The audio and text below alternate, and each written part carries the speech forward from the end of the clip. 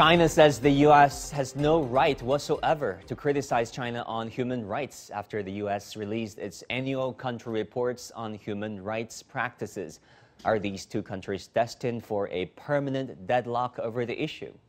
And despite the WHO's long-awaited report on its mission to Wuhan, the origin of COVID-19 remains unclear. Where to go from here? Welcome to The Point, coming to you from Beijing. I'm Wang Guan, sitting in for Liu Xin.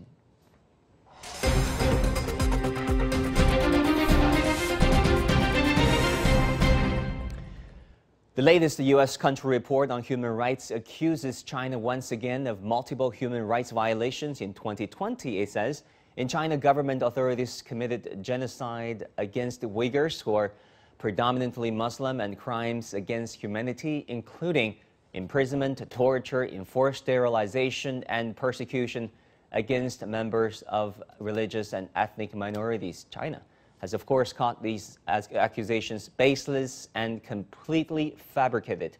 Why has Xinjiang sparked such sensitive debate? What other factors are at play behind these accusations? Our guest tonight argues that Xinjiang charges are part of a massive U.S.-led disinformation campaign against China, and that the U.S.'s increasingly aggressive statements and actions on China constitute a threat to world peace. Her name is Fiona Edwards, journalist and signatory of the No Cold War campaign, talking to us live from London. Fiona, welcome to The Point. It's a pleasure to have you with us tonight. You recently tweeted that the U.S. is responsible for the greatest crime against humanity in the 21st century. You also said that the only war China has been waging is the war on poverty. How would you convince the mainstream Western public opinion that doesn't necessarily agree with what you said? Well, I think we need to base ourselves on the facts. The facts are that the United States has been waging brutal wars against, in the Middle East for the past 20 years, the so-called war on terror, killing millions of people in Iraq, Afghanistan, Libya, Syria, Yemen, and these are crimes against humanity. It's led to the loss of lives, it's led to the loss of homes, it's led to infrastructure being destroyed. And as I said, the only war that China has been waging in the past 40 years is a war on poverty.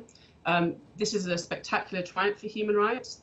100 million people have been raised out of absolute poverty in the last 10 years.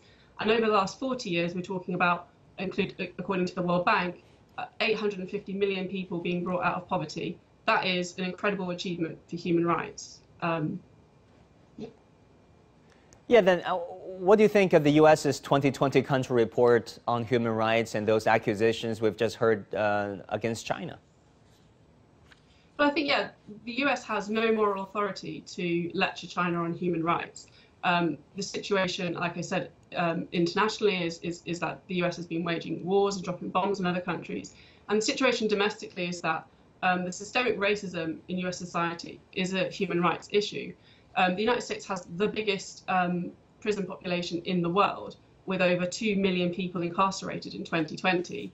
African Americans are imprisoned at more than 5 times the rate of white people, and in per capita terms, the US imprisons 5 times as many people as China does. So the US is in no position to lecture China or anyone else on human rights at all. And I think that, as I said, the US is engaged in a massive campaign of lies against China because it's trying to soften up public opinion in the United States and in countries allied to the United States for a very aggressive foreign policy against China, this new Cold War. And there's a very famous phrase, the first thing that is killed in a war is the truth. And I think what we're seeing is a huge campaign of disinformation on the scale of the lies that were pushed forward in the run-up to the invasion of Iraq in 2003, where it was alleged that Iraq had weapons of mass destruction. This wasn't true, and this lie justified a war that killed 1 million people and destroyed a whole society.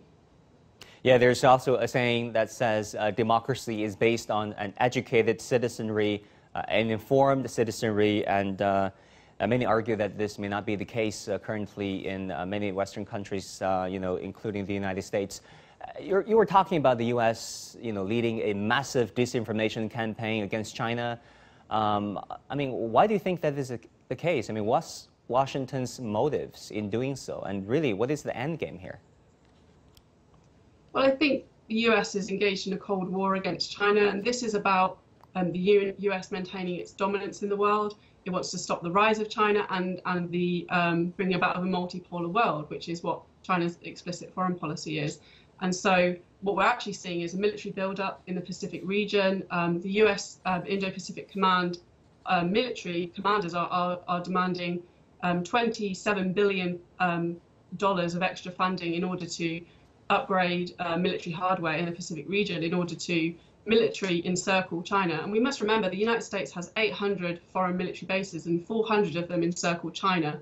I'm from Britain, and unfortunately the British government is engaging in this military aggression too. We're sending the aircraft carrier to the Pacific region to join in with these aggressive, provocative military escapades against China, and also increasing military spending at a time when people are dying every day from a pandemic in Britain, and all these resources are billions of pounds are being wasted on a military buildup. Yeah, of course. I mean, there's such a thing in international relations as path dependence, right? People are doing what has been done over and over again. When it comes to the alliance with the United States, many countries, including your own country, have been echoing the U.S. sentiments, on China, has been following the U.S.'s lead. Why do you think that is the case?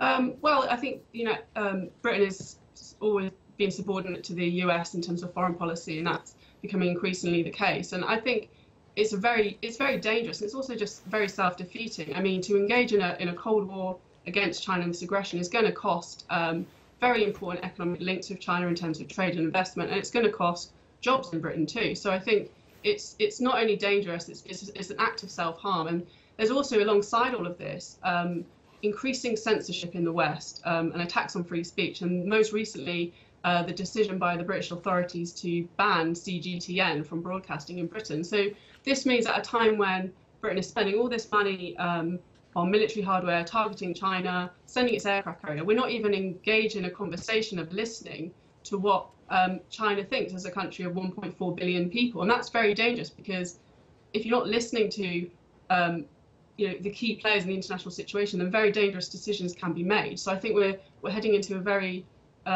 horrible time at the moment with this increasing aggression against China and the dangers that it poses to all of humanity. I mean, I'm really interested in the British public opinion on China. I lived in the U.S. for quite a number of years, and over there you see the U.S. general public basically agreeing with the mainstream American narrative from their media and their politicians. What is the considerations of the British public right now when it comes to China? Well, I think there's a huge attempt by politicians and the mainstream media to conceal the truth. It should be mainstream headline news that China has eliminated absolute poverty, but it isn't. The mainstream news is trying to demonize China, blame China for the pandemic, basically engaging quite horrible rhetoric against China, which is also leading to an increase in racist hate crimes. And part of this is to disguise the truth. I mean, in Britain, we're suffering from a pandemic. We've had over 100,000 deaths, and the pandemic is still raging. Whereas in China, a zero COVID approach of eliminating the virus has been successful. And in mainland China, there's only been less than 5,000 deaths. And I think there's quite a lot that we could be learning from China in this situation. But I would say that the level of censorship in the mainstream media in the West, in Britain, and the attempts of censorship, like I say, shutting down CGTN English language channel, it just means it's very hard for people to get accurate information about what's really happening.